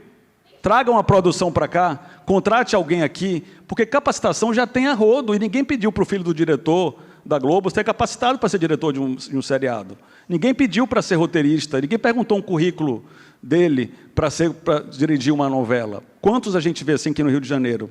Dinastias inteiras disso. Ninguém nunca pediu isso para ele, por que vai ter que pedir para o outro? Então, a capacitação, eu sou pela capacitação, mas eu acho que o buraco é mais embaixo. A gente tem que realmente ser duro com isso, sabe? Se comprometer com isso. Léo, eu ia fazer uma pergunta, pode? Aqui, você falou, que é uma coisa que a gente fala em inovação o tempo inteiro, que para ser inovação, a criatividade tem que emitir nota fiscal, né? Assim, a gente tem que estar conseguindo transformar isso em valor intangível. E aí, Léo, ontem a gente estava, eu e Neto, a gente viu uma apresentação da Rio Filme falando dessa coisa da gestão dos espaços, né, de cinema. A gente tem aqui também e eu queria que o Léo falasse duas coisas. Dessa gestão dos espaços pelas próprias comunidades das salas de cinema que a gente tem hoje, porque era uma pergunta que eu ia fazer. Vocês fazem um investimento público, mas aí quem faz essa gestão, como é que a iniciativa privada entra aí para gerar recurso, né? Na foto que ele mostrou, tem praça, tem museu, tem escola, mas e tem os empreendimentos também, né? Então, isso era uma. E o segundo é o seu famoso itinerário 5, que é a formação né, do médio. Fala aí um pouquinho, Léo. Começando pelo itinerário 5, que é uma coisa que, para mim, virou logo antes, estava numa reunião ali de fazer um grande projeto sobre isso, que é o ensino médio com técnico, né? Que a gente tem a gente tem o Centro de Referência em Cinema e Audiovisual SESI Senai de Laranjeiras. Aliás, convido já não só você, mas todo mundo que está aqui a visitar, quando possível, que é incrível. E lá dentro a gente tem o itinerário 5, ensino médio regular no contraturno técnico, com bolsas, são no mínimo 70% de gratuidade, pessoal de periferia, de baixa renda, lá dentro se forma, vai ser a primeira turma, vai se formar esse ano, inclusive, e esse é o tipo de capacitação que eu concordo contigo, a gente não pode romantizar isso tudo, porque falar de cultura é legal, falar de tudo que a gente fala é muito mais legal do que um monte de outra coisa. Continua sendo legal, mas a gente não pode romantizar. A gente tem que usar esse poder que tem a cultura e o que a gente fala para a gente ir além, né? Que é o que os outros não vão, normalmente. E eu acho que o itinerário 5 é um pouco isso, né? Esses jovens já saem preparados dali com o ensino técnico.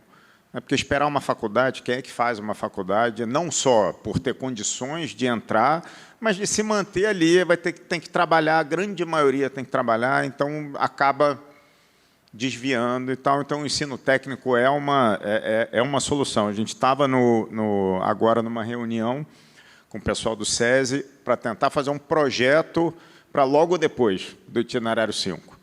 Porque o que é a inserção de fato no mercado de trabalho. É o passar a nota fiscal, entregar a carteira de trabalho, enfim, que é o que, no fim das contas, é o que move, né? E é um projeto para essa galera sair dali no próximo ano fazendo seus projetos, se apresentar no mercado, com várias pessoas do mercado para seguirem ali esses projetos de perto, porque a real capacitação é no fazer, no fim das contas. Então, isso é uma coisa que a gente quer expandir para o Brasil inteiro, que é o centro de referência para isso. Eu aprendi depois de um tempo, mas o centro de referência ele é isso que eu estou falando com o Felipe lá em Salvador. O centro de referência é para extrapolar essas iniciativas, testar e aí extrapolar para o Brasil inteiro. Afinal de contas, o SESI e Senai nacionais precisam trabalhar para isso. E aqui no Rio, indo para a segunda parte da pergunta, o que a gente está fazendo muito, e muito através da Rio FIMI, da Secretaria de Cultura, através do secretário Calero, é essa gestão local, né? Fala um pouco de como a periferia pode desenvolver esse negócio, né, da periferia e circular esse dinheiro. A gente precisa que os espaços sejam cada vez mais esses locais, esses territórios, eles sejam autossuficientes, eles sejam geridos por eles mesmos, né? Porque é a coisa da autenticidade, a verdade está ali, só o território sabe gerir o que está ali. E aí, quando você fala principalmente desses espaços públicos, né, não necessariamente gratuitos, mas públicos, e aí é uma parceria público-privada, isso tem dado um resultado muito grande. A gente aqui dentro, a gente está falando sobre isso, né? Os teatros, nossos espaços também de SESI, Senai, tem uma participação muito grande do entorno próximo. E isso tem funcionado muito. O Calero acabou de reformar os 200 equipamentos culturais da cidade com a Lei Paulo Gustavo. A Lei Paulo Gustavo não veio para fazer filme no Rio de Janeiro, na cidade do Rio. Ela veio para reformar os espaços da sociedade, para também os nossos filmes estarem lá, né? Então, assim, é um pensamento, é uma visão holística do todo. E isso eu acho que eu sinto falta de um planejamento, desse planejamento extrapolar as cidades, né? Se a gente tem essa proximidade, Rio de Janeiro, Salvador, Rio de Janeiro, Estado, Bahia, que é Rio de Janeiro, cidade e Estado, muito diferente, assim como Salvador é Bahia, né? Então, eu acho que a gente tem um dever de juntar isso e ir compartilhando e cobrando das cidades e dos estados no Brasil todo, que eu acho que falta. Falta esse entendimento de muitos lugares e essa troca, né, para mostrar o que dá certo. Porque, no fim das contas, somos todos consumidores de nós mesmos. E meio refém dos processos também, né? Exatamente. Uma coisa que eu fui descobrindo na administração pública, por exemplo, queríamos contratar jovens curadoras para fazerem os equipamentos da cidade de Salvador. E as jovens curadoras, os jovens curadores em Salvador não têm documentação, não conseguem comprovar o valor da ação. Sim. Nas notas fiscais, tem todo um processo que eu não sabia que tinha. Só que é um negócio que faz com que você nunca consiga desenvolver, porque se você não tem investimento privado, como é que a pessoa vai ter experiência para poder comprovar uma nota para ser bem remunerada por um trabalho sobre a história dela na cidade dela? É o famoso sistema, né? É o sistema, que eu acho que o Sistema S, vocês, tem uma vantagem que o público totalmente não tem. Vocês conseguem fazer isso.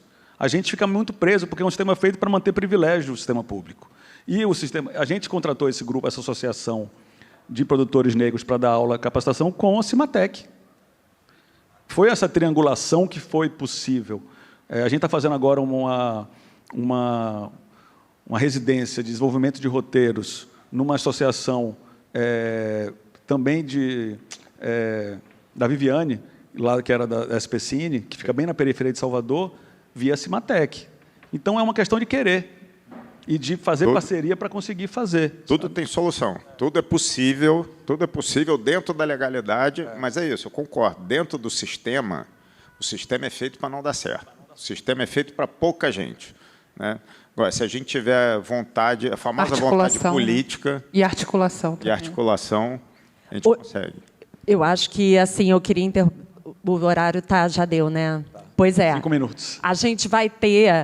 a gente tem mais uma rodada de pergunta, mas eu não sei se Pedro consegue ficar. Então, Pedro, você, na sua hora, avisa, levanta. Mais 5 minutos. Tá bom. Para poder chegar, porque agora os Jogos da Bahia estão pro Galeão, né, gente? Gente, eu sei que todo mundo tem pergunta para o Pedro. As pessoas estavam me olhando com sorrisos, agora elas estão me olhando com cara de raiva, de ódio. Nas minhas redes. Mas ele volta, ele responde pelo direct do Instagram, não é? É isso. Neto, da Mata, Léo e Carla vão continuar aqui. Vou fazer uma rodada de 30 segundos. Tinha ela ali, por favor. Acho que 2 dá. 2 dá, vamos lá. A gente, desculpa.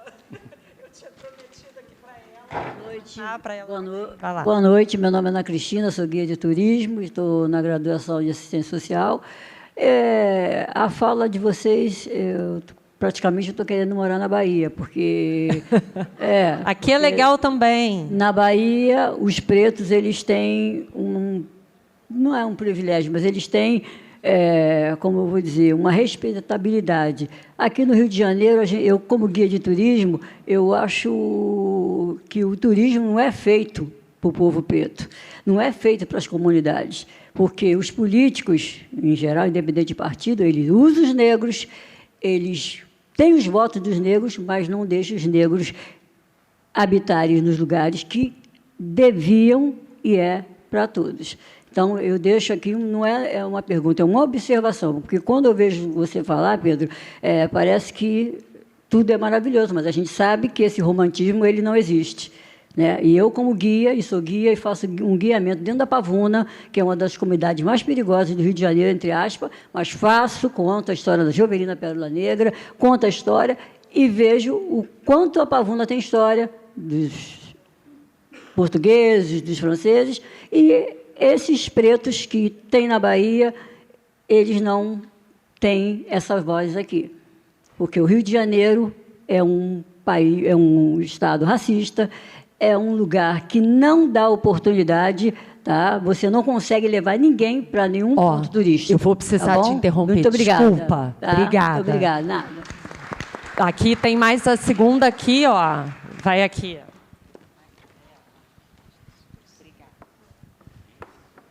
Boa noite, é prazer, Pedro, né, e todos os componentes. Parabéns pelo evento, excelente, é a primeira vez que eu venho. Meu nome é Luciana, eu sou jornalista, e tem 20 anos que eu não tinha estado lá em Salvador. Voltei agora, no início de outubro, para um evento da área tecnológica que reuniu cerca de 6.000 profissionais, de engenheiros, enfim, agrônomos, meteorologistas, no centro de convenções, que ficou excelente ali na beira do rio. E tive um choque com a mudança que a cidade teve nesses últimos 20 anos. É uma outra cidade, é a cidade da minha adolescência, não existe mais. Vocês conseguiram ressignificar realmente. A minha pergunta é a seguinte: qual foi o maior obstáculo que vocês encontraram para ressignificar Salvador, que antes era vista como uma cidade, toma cuidado, violenta, né? Quando eu estive lá em Pelourinho há 20 anos, a policial falou, olha, você tira suas correntes, não fica, né? Que são cordões. Qual foi esse maior obstáculo? E a outra questão é a seguinte, esse evento que a gente promove, cada ano ele acontece em um estado do país. Esse ano foi em Salvador, enfim, ano que vem no Espírito Santo. E o que eu sinto, vocês colocaram aí na fala de vocês, que a pessoa que fica lá na ponta, por exemplo, eu contratei uma pessoa para me ajudar lá a carregar a caixa. E aí eu descubro que eu estou pagando para o contratante uma diária de R$600 para aquela pessoa e aquela pessoa está recebendo R$150.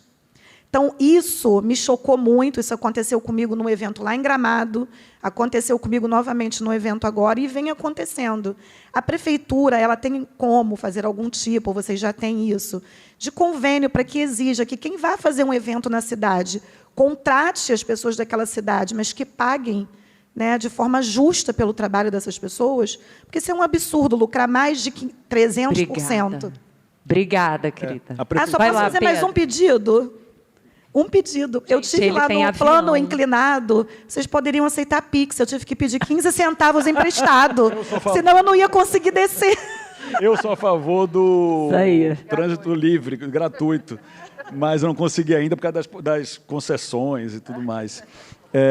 Como é o nome da senhora? Ana Cristina, eu concordo, a Bahia está igual, não se engane, é exatamente a mesma coisa.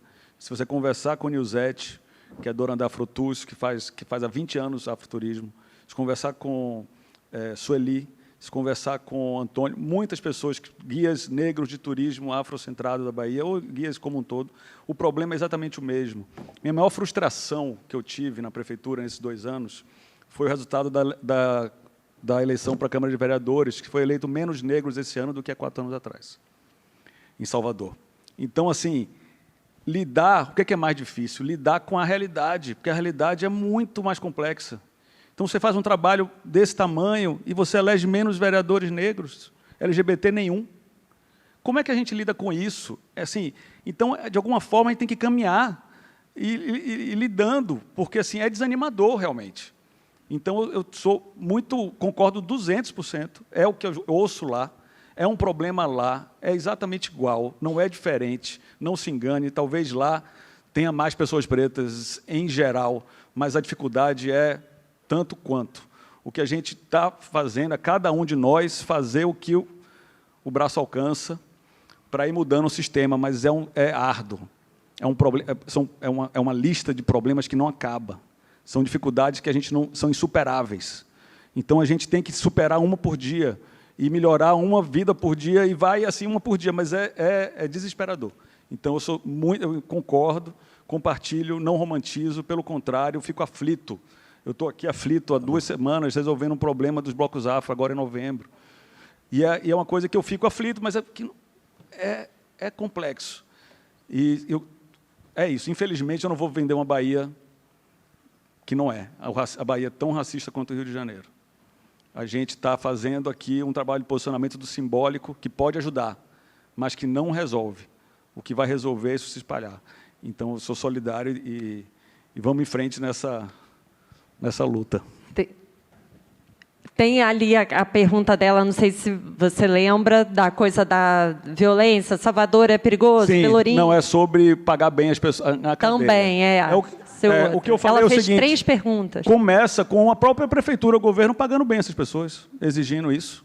Porque muitas vezes não faz. Os fornecedores da prefeitura, fornecedores do governo, você tem que colocar isso, você tem que fazer o exemplo. Se a prefeitura, se o governo federal não faz isso, você vai exigir do promotor de evento? Não consegue, entendeu? O governo tem que dar o exemplo. Então, a primeira coisa é isso. A segunda coisa é ter lei, é ter cuidados, é ter outras coisas. Mas eu acredito que o exemplo do governo seja mais importante. Carla queria comentar, não queria?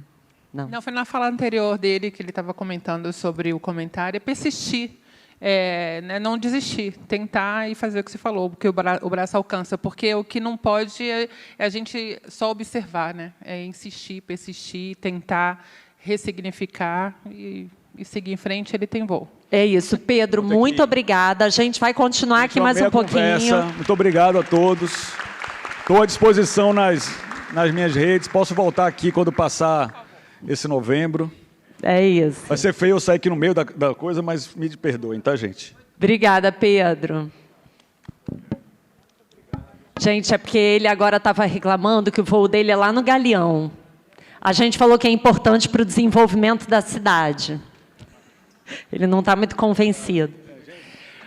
Mas até pegando um gancho quando você está despedindo, que tem a ver com o que a Kênia estava falando, é uma questão super importante que você já citou aqui no index, né, do Soft Power, a questão do ambiente de negócio, do desenvolvimento do território, da infraestrutura.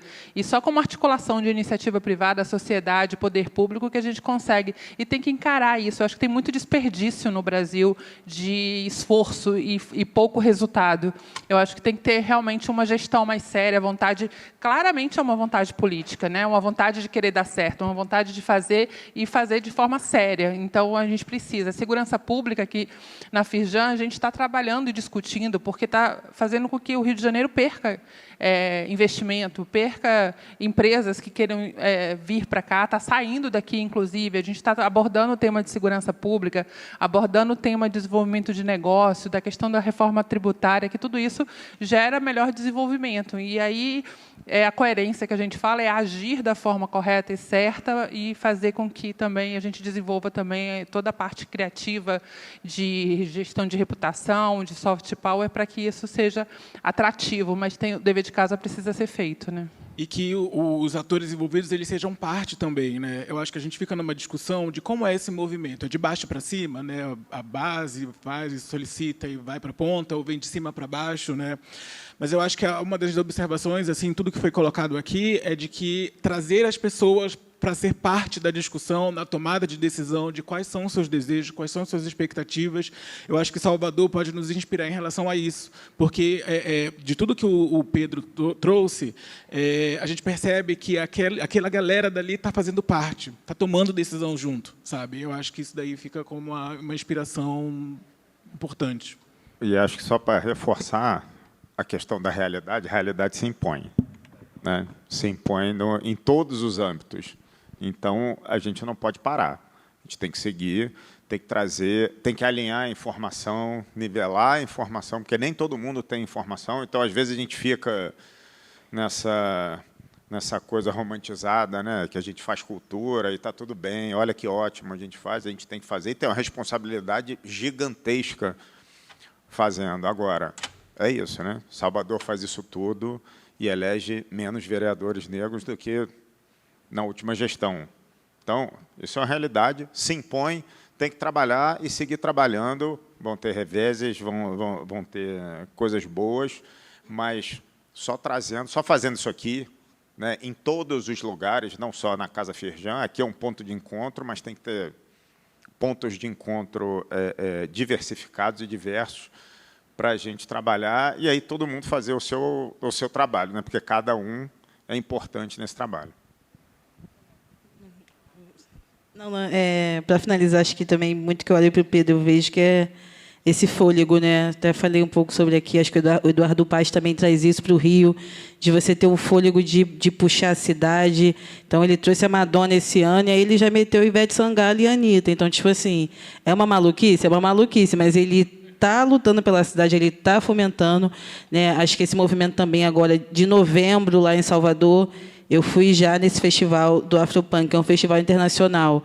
E aí, quando eu fui só com uma amiga, né? Agora eu estou voltando esse ano. Já tem mais de 15 amigos indo, então você vê que o festival, fazendo ali o seu dever, fomentando a cidade, faz com que, de fato, a gente consiga, né, fomentar. Então, todo mundo comprando passagem, todo mundo alugando hospedagem, todo mundo comprando ingresso, já fechamos um passeio de barco. Então, assim, a gente vai estar ali, de fato, para fazer essa criatividade mesmo rolar, sabe? Acho que fazer essa conexão. Eu, como artista, né?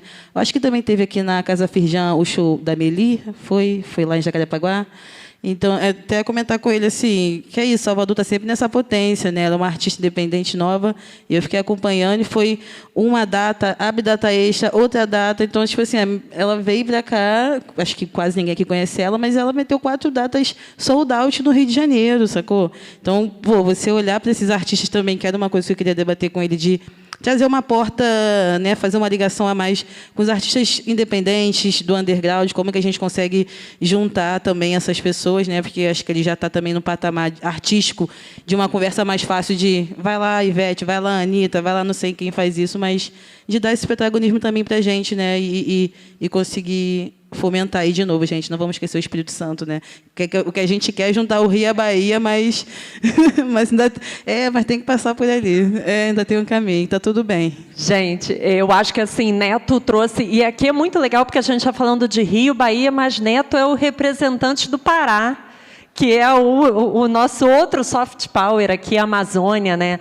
E a gente teve agora, o SESI do Pará convidou a gente para falar sobre economia criativa lá. E é muito interessante porque vai acontecer o COP30 lá, em novembro do ano que vem, quer dizer, daqui a um ano. Eu tive lá, a cidade está toda em obra, e é muito interessante porque a população ela quer participar. Né? Se ela não está... Qual é a reforma daquele mercado que você falou? Mercado de São Brás. Mercado de São Brás. Mercado de São Brás é num lugar que tinha, né, muito comércio e tal, e aí ele está sendo, como o próprio Ver-o-Peso, Mercado Ver-o-Peso, ele foi meio que desterritorializado para conseguir fazer obra e tal, e aí as pessoas elas precisam continuar vendendo, né? Não é porque vai parar para fazer obra, onde é que ela vai ficar, como é que a cidade se organiza para o Sírio, enfim. Nossa, sim. Eu queria até pegar esse gancho. Você viu o paredão que teve aqui? O crocodilo. Do crocodilo. Então, também, assim, a gente conseguir chegar no norte e no nordeste sem só olhar para a Bahia, né? Vai ter um Afropunk também, vai ter uma edição lá em Belém, mas acho que vai ter o Festival Pisca agora. Então, assim, eu estou sentindo que esse eixo Rio-São Paulo está olhando muito para Salvador e para Belém nesse lugar, e a gente está, assim, conseguindo fazer, de fato, essa conexão. Foi muito... Não sei se vocês foram, mas quem foi nesse festival foi muito importante, assim, me marcou muito. Eu fiquei super ansiosa de ver o Jacaré chegar, de ver toda a abertura, toda a produção, e, para além de ver todas as pessoas que são do norte, moram aqui, felizes. A cada música, que ninguém carioca sabia cantar, era uma felicidade que te contagiava. Assim, você falou assim, mano, que é isso, sabe? Então, estou achando esse movimento muito importante, e Casa Firjan, aqui, ó, o Neto já é o maior representante, traz Belém para cá, entendeu? Obrigada, gente. Olha só, eu queria pedir desculpa a todo mundo que queria fazer pergunta. Tem várias pessoas aqui, eu sei. Mas isso é muito legal, porque quer dizer que, né, é um assunto muito interessante, que são pessoas muito interessantes. Eu quero dizer que a gente vai ter um coquetel soft power ali fora daqui a 5 minutos, e eu vou dar mais 3 notícias aqui, 3 avisos. O primeiro... é esse momento comunidade aqui. Fala, explica aí, Neto. Gente, teremos do Diálogos Criativos em 2025 e a gente quer poder ouvir de vocês quais são os temas, quais são os assuntos que vocês querem que a gente traga aqui para a discussão. Então, escaneia esse QR Code agora. Aí você vai cair numa página do Mentimeter e a gente tem uma perguntinha ali. Quais são os temas e os assuntos que vocês querem para 2025? Ano que vem a gente tem 4 edições do Diálogos Criativos, já confirmado, mas a gente quer poder ouvir de vocês o que vocês gostariam de ouvir aqui. É isso. E aí vai aparecer aqui no próximo? Ele que vai botar lá?